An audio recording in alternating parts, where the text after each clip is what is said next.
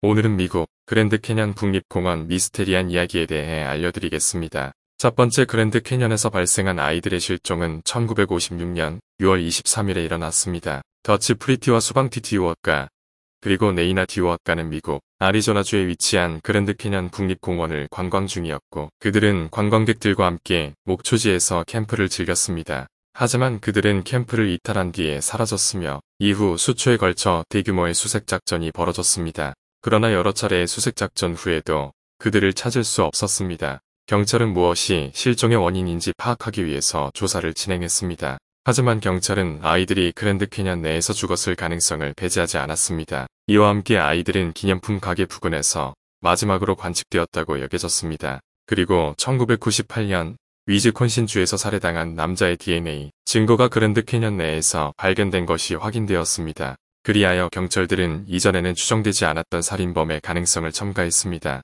하지만 이후로도 그들을 찾아낼 수 없었습니다. 그랜드 캐년에서 발생한 이 사건은 아직도 미스터리로 남아 있습니다. 많은 가설과 추측이 존재하지만 아이들의 실종의 진짜 원인은 아직까지 밝혀지지 않았습니다. 두 번째, 그랜드 캐년에서 미스테리언 미스터리즈은 귀신을 뜻하는 말로 많은 사람들이 그랜드 캐년에서 수수께끼 같은 현상을 경험해왔습니다. 그 중에서도 가장 유명한 이야기는 귀신 출몰 이야기입니다. 귀신 출몰 이야기는 그랜드 캐년에서 캠핑을 하거나 하이킹을 할 때 밤에 가끔 출몰한다는 이야기입니다. 출몰하는 귀신들은 그랜드 캐년의 역사와 관련이 있을 만한 인물들 혹은 그랜드 캐년에서 사망한 사람들의 유령일 수 있다고 합니다. 그러나 귀신 출몰 이야기는 그냥 아무래도 사람들의 상상력에서 비롯된 소문이라는 견해도 있습니다. 그랜드 캐년 자체가 매우 광활하고 미국 전역에서 수많은 사람들이 방문하는 대표적인 관광지 중 하나이기 때문에 이러한 소문은 자연스럽게 전해지게 되었습니다. 그러나 그랜드 캐년에서 미스테리언 출몰에 대해 경험을 한 사람들은 실제로 충격적인 경험을 한 것 같습니다. 그래서 그랜드 캐년에서 야영을 하거나 하이킹을 할 때는 반드시 안전 조치를 취하고 다른 사람들과 함께하는 것이 좋습니다. 물론 귀신이 있을지 없을지는 분명하지 않습니다. 그러나 어떤 상황이라도 안전은 최우선이기 때문에 항상 주의를 기울이시기 바랍니다. 세 번째, 그랜드 캐년에서 발견된 이상한 동물 중 하나는 호노리우스 그랜디스, 헤스퍼러니스 그랜디스입니다. 이 동물은 약 80-70백만 년 전에 적기 후기에 살았으며 멸종된 새종입니다. 호노리우스 그랜디스는 높이 1.8m, 길이 3m 정도의 큰 몸집을 가졌으며 넓고 날카로운 부리와 튼튼한 다리, 지느러미로 헤엄쳐 다니며 먹이인 물고기를 잡았습니다. 이러한 특징에서 육지에서 살던 공룡과 바다에서 살던 대부분의 새와 차이를 보입니다. 호노리우스 그랜디스는 그랜드 캐년 지역에서 발견된 것 외에도 미국과 캐나다의 북부 지역에서도 발견되었습니다. 이 새의 발견으로 인해 고대 바다 생태계와 산란성 식생의 변화, 그리고 새종의 진화에 대한 연구가 진행되고 있습니다. 네 번째, 제임스 땅롱. 제임스 롱은 1916년에 그랜드 캐년 국립공원에서 활동하던 파크렌저 파크레인저였습니다. 제임스 땅롱은 그랜드 캐년의 새로운 지역들을 발견하기 위해 끊임없이 탐구를 했습니다. 그가 찾아낸 지역 중에서 가장 특이하고 인상적인 것은 1927년에 발견한 늑골밭, 데저트 오브 본즈우로.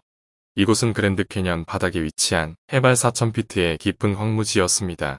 늑골밭은 크기는 작지만 그 안에는 무수히 많은 동물 뼈와 다양한 석회암층이 깔려 있었습니다. 땅롱은 이곳에서 거대한 동물의 뼈와 화석을 발견하게 되었습니다. 그는 이 지역이 과거 미국 서부 지역에서 생활했던 동물들이 남긴 뼈 모음집이며 이 지역이 수백만 년 전에는 바다였다는 것을 알아차렸습니다. 그 후 땅롱은 늑골밭을 연구하기 위해 수십 차례에 걸쳐 그곳을 방문했습니다. 그는 1931년에는 늑골밭의 지형을 상세하게 기록하고 1934년에는 그랜드 캐년 국립공원에서 일하는 리차드 블리아 리차드의 블레스와 함께 이 지역의 화석과 뼈를 수집해 공부하기 시작했습니다. 이들은 수년간의 노력 끝에 거대한 바다 파도로 과거 동물들의 무덤이 된 늑골밭이라는 이 지역의 역사를 밝혀냈습니다. 이후 제임스 땅롱은 그랜드 캐년 국립공원에서 일하며 다양한 발견과 탐험을 이어나갔습니다. 그는 1950년에는 그랜드 캐년에서의 탐험을 대부분 기록한 책 더 그랜드 캐니언 투데이 앤 올위치 예스터데이즈를 출판했습니다.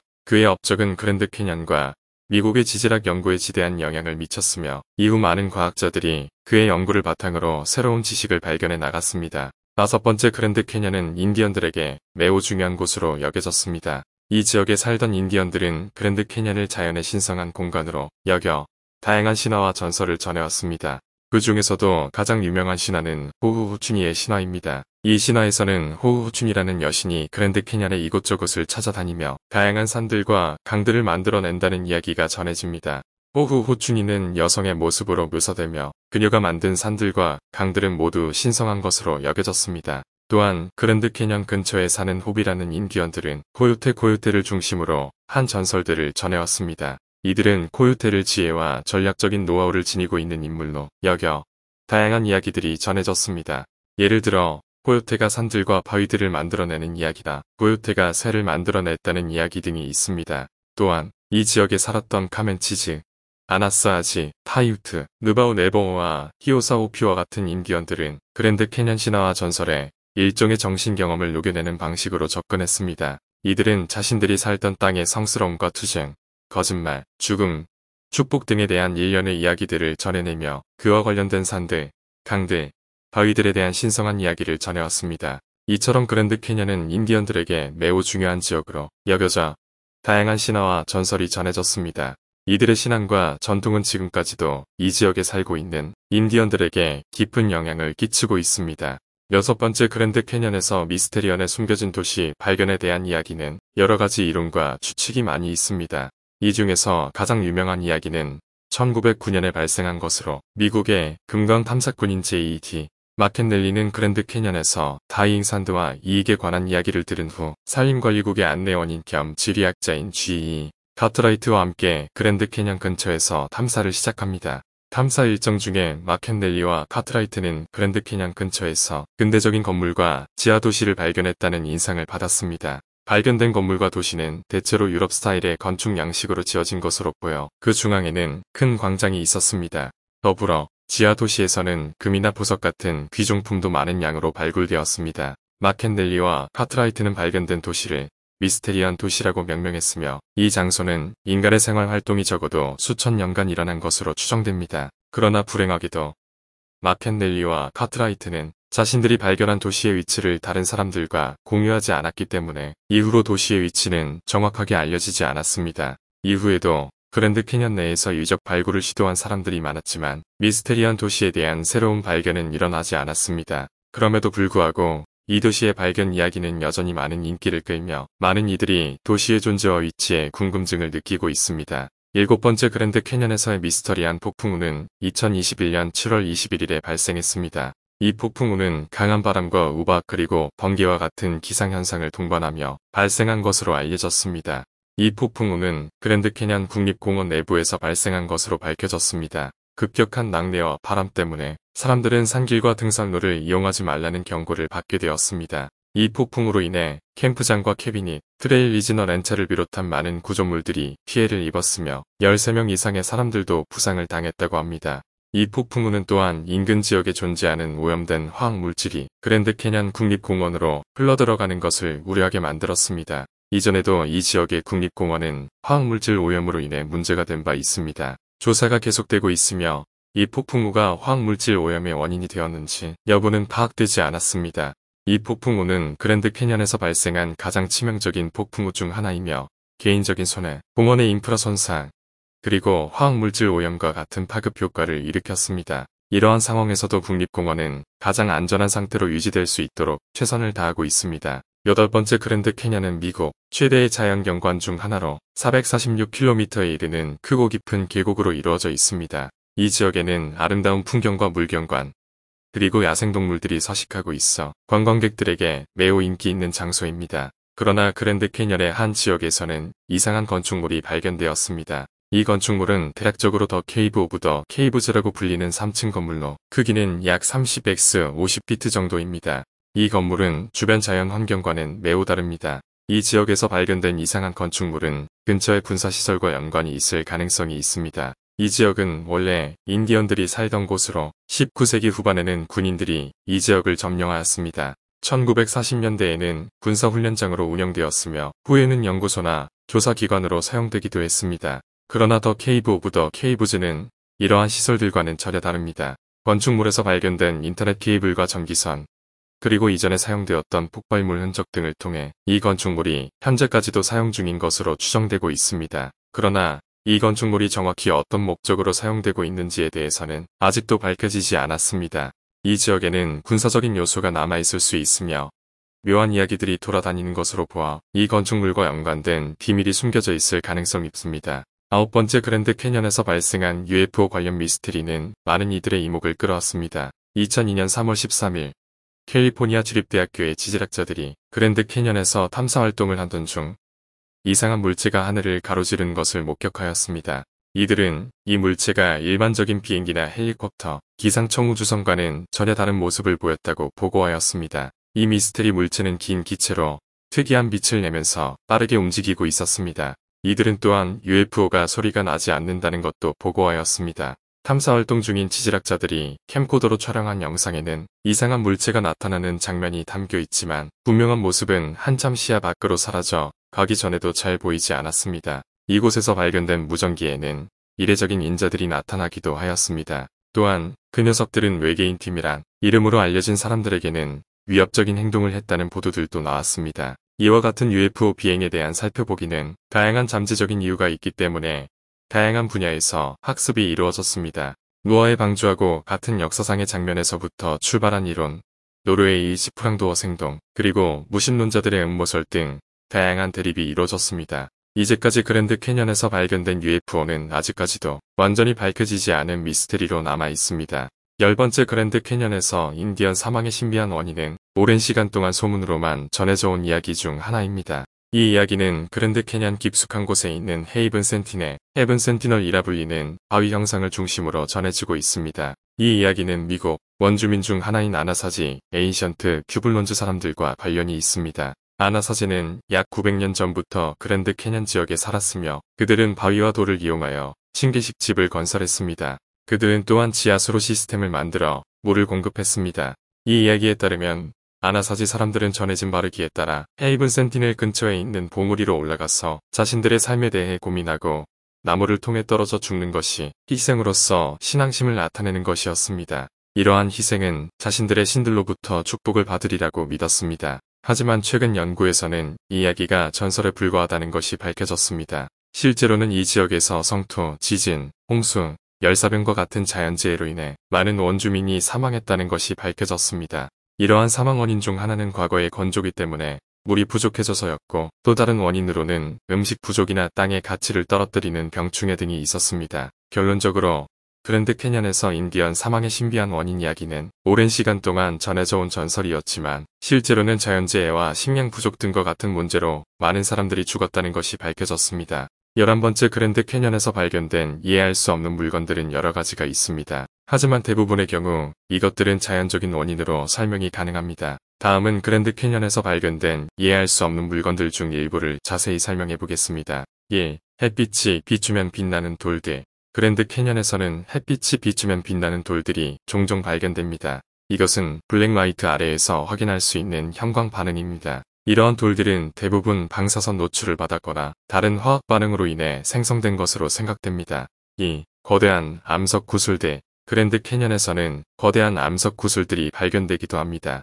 이러한 암석은 공전 운동하기 시작한 작은 칩이 점점 커져서 형성된 것으로 추측됩니다. 그러나 이것들에 대해 확실한 이론은 없습니다. 4. 수만 년 전의 화석대. 그랜드 캐년에서는 수만 년 전의 화석들이 종종 발견됩니다. 이러한 화석들은 고생물학 연구에 매우 유용한 정보를 제공합니다. 이러한 화석들은 스테고사우루스 등 공룡들의 화석 또는 이전 기후 조건에서 살아남은 다양한 동식물들의 화석입니다. 4. 거대한 바위 기둥. 거대한 바위 기둥은 깎인 그랜드 캐년 벽면 위에 있습니다. 이것은 지진 활동 등에 의해 지형이 바뀔 때 형성되었습니다. 이러한 바위 기둥은 그랜드 캐년의 아름다움과 함께 방문객들의 눈길을 끕니다. 5. 거대한 바위 도로름. 그랜드 캐년에서는 매우 큰 바위 도로름도 많이 발견됩니다. 이러한 바위는 원은 아니지만 가장 약한 지점에서 녹아서 형성된 흔적 같은 모양을 띠고 있습니다. 이러한 바위는 에로전과 화학 반응으로 인해 생성되었습니다. 그 외에도 그랜드 캐년에서는 이해할 수 없는 물건들이 종종 발견됩니다. 그러나 대부분의 경우 이러한 물건들은 자연적인 원인으로 설명 가능하며 그랜드 캐년의 자연적인 아름다움에서 나타나는 현상으로 여겨집니다. 12번째 그랜드 캐년의 마른 강은 미국의 아리조나주에 위치한 하계철수와 겨울에는 캠프 등반을 즐기는 유명한 여행지이다. 그리고 그 깊은 수상한 생물들이 많은 이야기를 들려주고 있다. 먼저 그랜드 캐년의 마른 강은 수놓은 계곡과 완만한 강이 아니라 폭포와 거친 바위들로 가득한 야생의 강이다. 이곳에서는 전통적인 뱀파이어 박쥐, 알갱이 새를 비롯하여 천연 유래의 블랙 스위프트, 명미끼, 흑호경, 흑살모기 등의 수상한 생물들이 살고 있다. 이 강에는 생태계의 체계와 미시적인 바이올러지, 이진체계, 위생적인 필요성 등의 양면적인 이슈가 많다. 그리고 이러한 이슈는 공공의식을 증대시키는 데도 큰 도움을 준다. 이곳 생물들은 거친 바위들과 폭포의 체감적인 어려움 등 장애물이 많은 환경에서도 생존하기 위해 다양한 능력과 전략을 발전시켜왔다. 또한 마른 강의 물과 공기는 너무 스스로 얻어먹을 수가 없기 때문에 생물들은 다른 물생물과 협력하는데 이에 따라 거울림엔 박쥐, 살, 날치 등의 종이 존재한다. 이들은 그들의 생활 방식에 따라 다른 생물의 생활 조건에 따라 새로운 방식으로 협동관계를 발전시켰다. 하지만 현대 이기주기적인 방식의 산업 및 정보산업이 발전되면서 마른 강의 에코시스템 또한 그 영향을 받았다. 그러나 올바른 방식의 취급, 관리, 친환경화 등 버릴 수 없는 문제를 해결하는 노력으로 마른 강 일원 보존에 대한 차기 세대를 대비한 분명한 계획이 세워지며 원재료 및 자원으로 각종 전기, 가스, 석유 및 원자력 생산 및 재생 가능 활력원, 체제 변화 등을 바탕으로 지속 가능한 생명과 환경을 고려한 방안이 필요하다. 13번째 그랜드 캐년에 위치한 불시반 마을은 옛날 서부의 역사적이고 신비한 장소 중 하나입니다. 이 마을은 천연 화재로 인해 소멸한 곳으로 그 역사는 매우 불분명합니다. 그랜드 캐년 근처에는 19세기 말부터 인디언이 살았고 불시반 마을도 인디언이 살았을 가능성이 있습니다. 그러나 이 인디언이 어떤 종족인지나 어떤 문명을 가지고 있었는지는 정확히 알려져 있지 않습니다. 불시반 마을이 실제로 존재했는지도 불분명합니다. 하지만 인디언 부족들이 불시반 마을에서 싸웠다는 전설이 전해지고 있습니다. 불시반 마을에 대한 첫 기록은 1864년에 마스터스가 접한 것으로 알려져 있습니다.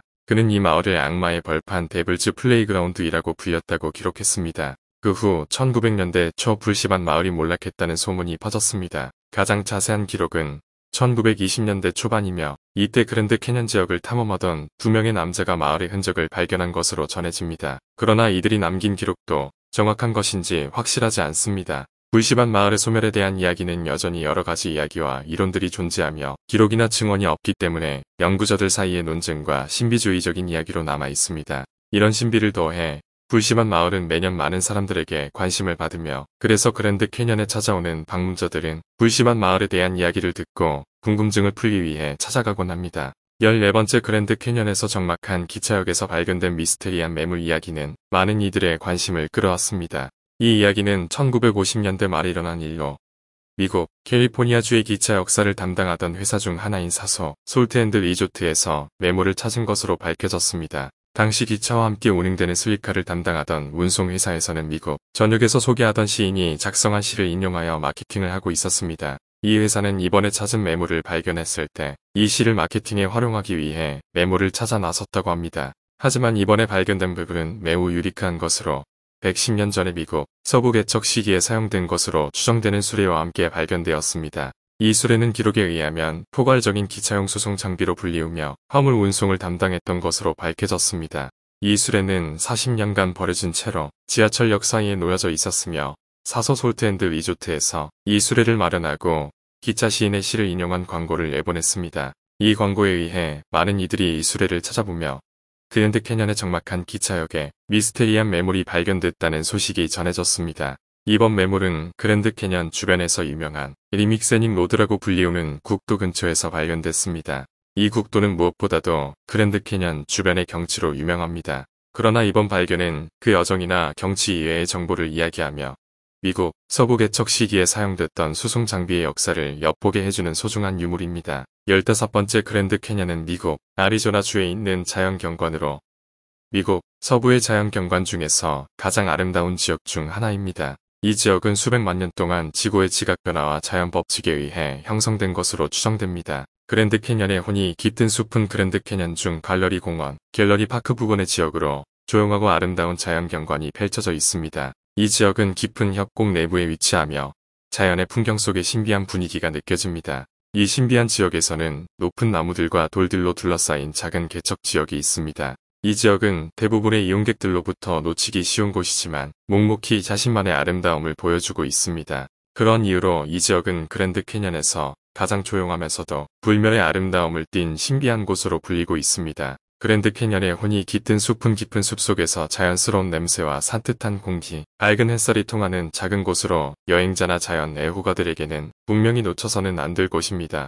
이곳을 찾아들어 더욱 깊게 대화를 나누고 자연 속에서 영감을 얻으며 기억에 남을 여행 경험을 할 수 있을 것입니다. 16번째 그랜드 캐년에서 원주민들의 서포너 섬광은 매우 중요한 의미를 지니고 있습니다. 서포너는 나버어 네버어 언어로 정화와 성장, 그리고 새로운 출발을 의미하는데 그랜드 캐년 근처에 살았던 나버어 원주민들은 이 서포너의 섬광을 세례식에서 사용하였습니다. 원주민들은 그랜드 캐년을 하늘에서부터 사라질 때까지 지켜본 믿음으로 서포너 섬광을 세례식에서 사용합니다. 이 섬광은 신성한 분위기를 연출하며 새로운 삶을 축복하는 의미를 지닙니다. 또한 원주민들은 서포너 섬광이 가지고 있는 힘을 믿고 자신들의 영혼과 마음을 정화하고 깨끗하게 만들기 위해 이를 이용합니다. 그리고 서포너의 섬광은 모든 존재들이 하나가 되도록 하며 자연 공간과의 융합을 나타냅니다. 이러한 의미들은 원주민들에게 중요한 가치를 지니고 있는 것입니다. 따라서 그랜드 캐년에서 서포너의 섬광은 자연과 함께 존재하는 형태로 원주민들의 민족 정신과 신앙심이 함께 어우러져 있는 것입니다. 이를 통해 그랜드 캐년을 방문하는 모든 사람들이 원주민들의 역사와 문화를 존중하면서 경험할 수 있도록 하고 있습니다. 17번째 그랜드 캐년은 대마왕 고리드의 화를 받은 신들이 지옥으로 날아가게 만든 곳으로 그렇게 새롭게 만들어진 대지 위에는 강과 협곡 그리고 빨간 바위들이 이어져 있는 아름다운 경치가 펼쳐져 있습니다. 그랜드 캐년의 벽궁은 이 아름다운 자연 경관에서 굴뚝 모양의 바위 언덕에 건설된 산악철도역으로 이 역은 인간의 손길이 처음으로 닿은 그랜드 캐년 지역에서 가장 중요한 건축물 중 하나입니다. 벽궁은 1901년에 완공되어 당시 대망의 역사 이야기였으며 그 이전까지는 말이나 도보로만 이 지역을 여행할 수 있었습니다. 인스턴 알프레드 B. 멀리디 만들어낸 이 건축물은 아름다운 벽돌과 돌로 충만한 디자인으로 기차로 여행하는 사람들에게 세련된 이곳에서의 여행 시간을 보증해주고 있습니다. 이 건축물은 아름다운 보석 상자 같은 비주얼 디자인과 함께 우수한 실내 아키텍처를 제공합니다. 그러나 그랜드 캐년의 벽궁은 완공 후에도 몇몇이 논란이 있었습니다. 인근 지역 주민들은 이 건축물이 지역 환경과 맞지 않고 억압적인 인구 밀집 지역에 건설되었다는 점에서 반발을 일으켰습니다. 하지만 그랜드 캐년의 벽궁이 건설된 이후로 많은 사람들이 이곳을 방문하여 이 지역 특유의 경치와 함께 아름다운 역사적 건축물을 감상하고 사진을 찍으며 여행을 즐기고 있습니다.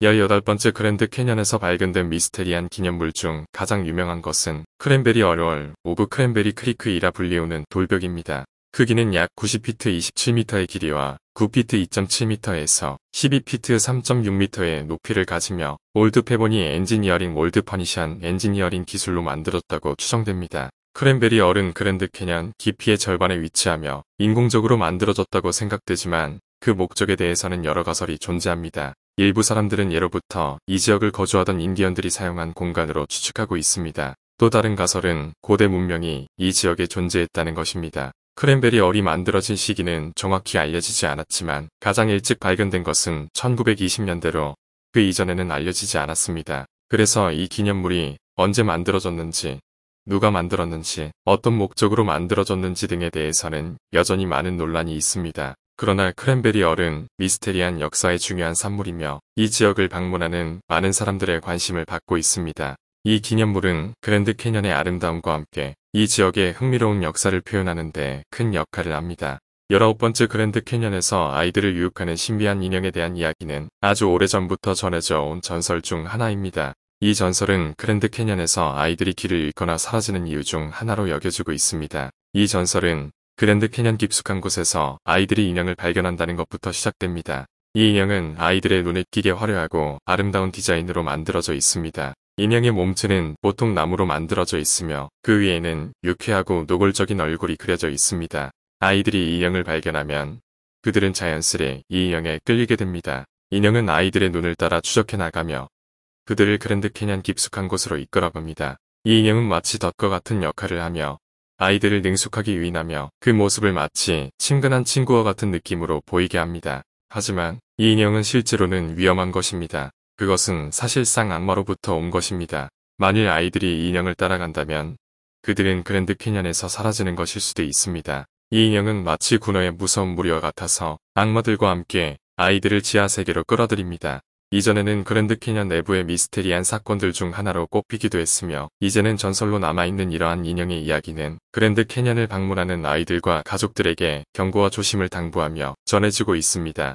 20번째 그랜드 캐년 전설의 시린 죽음 이야기는 많은 사람들이 이를 믿거나 두려워하며 그랜드 캐년을 방문하는 이들 또한 이야기에 대해 이야기하는 경우가 많은 이야기 중 하나입니다. 이 이야기는 아메리칸 인디언의 전설에서 비롯된 것으로 그동안 많은 변화와 함께 전해져 왔으며 그랜드 캐년의 아름다움과 무서움을 경험하는 이들 사이에서 깊은 인상을 남기고 있습니다. 이야기는 크게 두 부분으로 나뉩니다. 첫 번째 부분에서는 시린이라는 아메리칸 인디언의 소녀가 등장합니다. 시린은 아버지와 함께 그랜드 캐년 산맥 깊숙한 곳에서는 가족과 함께 살고 있었습니다. 어떤 날 그녀는 산소를 계산을 하던 중에 머리에서 지우개를 빼놓은 채 계산을 마치고 하염없이 그렇게 있던 새를 보게 됩니다. 시린은 그 새가 귀여운 모습에 깊이 빠져들어 새를 잡을 수 있도록 그녀의 머리털을 펴보이게 했습니다. 하지만 그녀는 그 이후로도 지우개를 찾아볼 수 없게 되었고 지우개를 찾았는데도 계산에서 놓치고 말은 돌아오지 않았습니다. 그 다음에는 그녀의 가족과 같은 부족 내부의 다른 가족과 결혼시켜주는 거래를 계약하게 됩니다.